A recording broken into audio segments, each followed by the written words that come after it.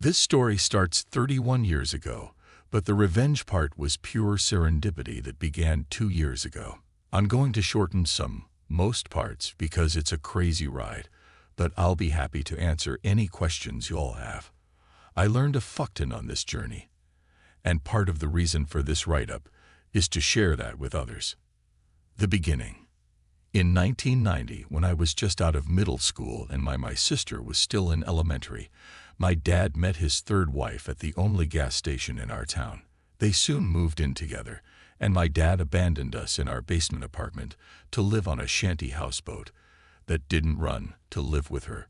He would show up every other week and give me $40 for groceries. Eventually, someone figured out the situation and called my mom. We went to live with her, which was, believe it or not, worse. My dad and his shanty wife got married in 1991. Not long after, she called me and told me my dad's brain tumor had returned. It hadn't, and that he couldn't handle the stress of being around us. That the only people he could bear to be around was her. And her son, Shorty, who was my age. When I called my dad to ask if this was true, he said it wasn't, and he just couldn't believe that she would say that to begin with. That was one of our last conversations until 2 years ago. The middle. There's not much in this part. I worked my way through college, living in my car from time to time. My dad and I were no contact, but I heard from family that he bought a house and put his son through some vocational classes. When my grandmother died, Shorty and shanty wife showed up in a truck and took all the furniture and anything else that wasn't tied down or already gone. Eventually, I went no contact with my dad's side of the family. I struggled for years, decades really, but I made it. And I have a great job and a good family now. The best revenge is living well, right? The pre-end warm-up. 2 years ago, Oct 2019, I got a call from my dad's brother, Alan. He told me my dad was in a nursing home in another state. Great. And I needed to go see him because he needed my help. WTF. Shorty had ghosted him. Ah. The nursing home, coincidentally, was about 20 minutes from my house, and I saw an opportunity and I went. The reunion was underwhelming. I didn't want to make amends, but I did want to hear how he wound up dumped and all alone in another state. And it was a really, really good story. Shanty wife got lung cancer and put my dad in a nursing home before she died in 2017. She suffered, and I was happy to hear it, but sad it wasn't ass cancer. Shorty became his power of attorney, POA, when she died, and had been visiting my dad, living in my dad's house with his 2 children, and taking care of my dad's affairs since his mom died. But now he was MIA, and my dad was worried about him. He asked me to drive the hour and a half to his house to check on everything. That's all he wanted. He never even asked me how I had been. I agreed to go, I think out of morbid curiosity. I'd never even been to my dad's house. I did want to see where he lived with his real family for 30 years. I wanted to see what could have been my life. It was 50 shades of fucking awful. The grass hadn't been cut all summer. You couldn't get to the front door for the overgrowth. There were 3 pickup trucks in the yard. 2 were full of trash. Cabs and beds and backseats, just trash. Mail, clothes, paper, shoes, garbage bags. I couldn't understand it. My dad's handicapped modified SUV was on 4 flats and full of garbage too. I didn't have a key, so I just walked around. From what windows I could look through, the inside was in shambles and hoarded to hell. On the front and carport doors were dozens of notices from the city that they were going to condemn the place. The carport was also hoarded, boxes and boxes stacked on each other, most rotting from the rain. The yard was full of garbage. Broken Christmas ornaments, more shoes, rusted tools, old toys. There was a letter in the mailbox notifying him that since the house was abandoned, mail would not be delivered anymore. That night, I Googled powers of attorney and how to use them. I went back the next day and showed my bedbound dad the pictures on my phone. He vowed to beat Shorty's ass. then asked me to help more. I told him I would, but he'd have to sign power of attorney over to me. All of it, durable, financial, and medical. If he didn't, he could figure this shit out by himself. He agreed, so I set about finding a lawyer who would drive to another state and do the paperwork in the nursing home. Bless that lawyer for being so good at his job, because all I did was tell him what I knew, and he put together a beautifully bulletproof POA. It was full of stuff I didn't even know I would need. He also filed the paperwork to revoke Shorty's POA. And now I'm unstoppable. We're from a small rural town, and it's the kind of creepy, landlocked place that no matter how long you've been gone or how far away you've been, when you go back, you'll see someone you know. Even if you don't know you know them. It's like playing 7 Degrees of Everybody. All the time. It's suffocating, but it can also be helpful. The beginning of the end. I got to work the next morning. I didn't know how scorched the earth would be when I finished, and I didn't want Shorty or anyone from his prolific, inbred family trying to find me. So I made sure nothing I did had my name on it. I opened a Google account for my dad and got a Google number. I opened a P.O. box for him in his town. I put in a mail forwarding notice. I pulled his credit report. I took the POA to my dad's small town bank, changed the address on his accounts, and got new account numbers. I requested copies of every transaction back to the day Shanty wife had died, about 13 months worth. I had to go to the main branch, 2 hours from my house, the next day to pick the records up. I sat in the lobby all afternoon going through the account. I cornered a service rep and got a crash course in his debits and deposits. This is when I figured out the extent of Shorty's staggering stupidity. My dad got about $5,000 a month in disability and Social Security every month. Twice a week, Shorty was going into a branch and withdrawing cash. All of the cash. For 13 months, and every time he did it, as the POA, he had to sign a form stating that he was acting on behalf of my dad, and that form was notarized by the bank. I went through every withdrawal and got the bank to confirm that every one of them was made by Shorty. Then I went to the house and called a locksmith. I knew it was bad, but I had no idea what was waiting for me there. He got the first door open, and the stench rolled out like a fog bank. We both gagged. 2 locks later, I was so embarrassed by what he had to see and smell, I gave him a $60 tip, and with shiny new keys in hand, I called the cops. I told them I was POA for my dad, was checking on his house, and there were 3 vehicles there that didn't belong to him. He asked me if I knew who they belonged to. I said no, and I wanted them towed. He told me to call a tow company, and he would meet them there. They showed up with 2 wreckers. The tow truck guy got out and asked me for a signature. I only signed my first name. As I was signing, he asked, "Do you know Shorty?"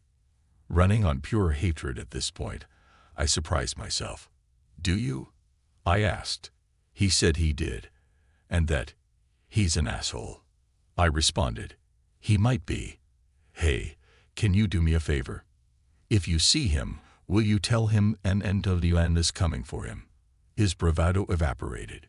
He knows a crazy bitch when he sees one. They towed the trucks. When everyone was gone, I opened the door in the carport to peek in. The sun was going down, and it was dark in the house. I heard something faint, and after some seconds realized it was the roaches and the rats doing their roach and rat stuff. I could smell it all in my hair. I sat on the carport steps and watched the sun go down. I was mad. Just so fucking cosmically livid that 72 hours was all it took to dissolve 3 decades, and here I was, stinking and listening to the rats and cleaning everyone else's shit up. Taking time away from my family. And for what? I had a coming to Jesus with myself. I could either bow out now or double down. And the thing is, I'm tenacious. To a goddamn fault. I had to be to survive. And this was a bone I couldn't put down. The thought of Shorty's life being upended, his only source of income, probably, disappearing literally overnight, and my dad having to hear, secondhand from me, that he's broke and alone, made me absolutely giddy. I desperately wanted them both to lose what they had left. So I decided I was going to triple dog down. That night, I Googled restraining orders. And it was surprisingly easy to get one. I went to the courthouse in my hometown, went to the clerk's office, and told her I needed a restraining order. I filled the form in at a rickety little table while I was there. I wasn't prepared to see a judge that day, but she took the form and said, "Oak, I'll see if the judge is still here." That kind of scared me. She took me to his chambers, and as I was waiting, I looked around and saw he had certificates of appreciation hanging up from various veterans groups. Then I wiped my palms and thought, fish in a fucking barrel. He asked about my dad's stint in the Marines and about the Dodd office logo on my sweater. I'm a contractor. He read my form and granted the temporary order. I would have to go back for the permanent one, where Shorty would be able to argue against it. Then I went home and Googled biohazard companies and elder abuse statutes in my state. I hired a biohazard company to shovel all shit out of the house for $7,000. I would have paid double. They found my dad's mummified dog under some pizza boxes in the master bedroom. They sent me pictures and salvaged some papers. Shorty was served during this time, and a hearing was set. I got to work collecting and documenting shit. I made pictures and spreadsheets and timelines with cross-references because fuck it, now they had my full attention. The paid versions of Truthfinder and Trello seriously got me through all this. In my spare time, I went to the nursing home and gave my dad 8x10 copies of the pictures of his dead dog, from every angle. Before court, I went to the police station nearby and told them I wanted to report an elder abuse crime. A white-collar detective came out and told me it was a domestic matter and that since Shorty had been POA, everything he had done was legal. And this was the day I got to teach a small-town detective about the fiduciary responsibilities of a POA. Thanks, Google. I handed him a copy of the statute with the applicable sections highlighted.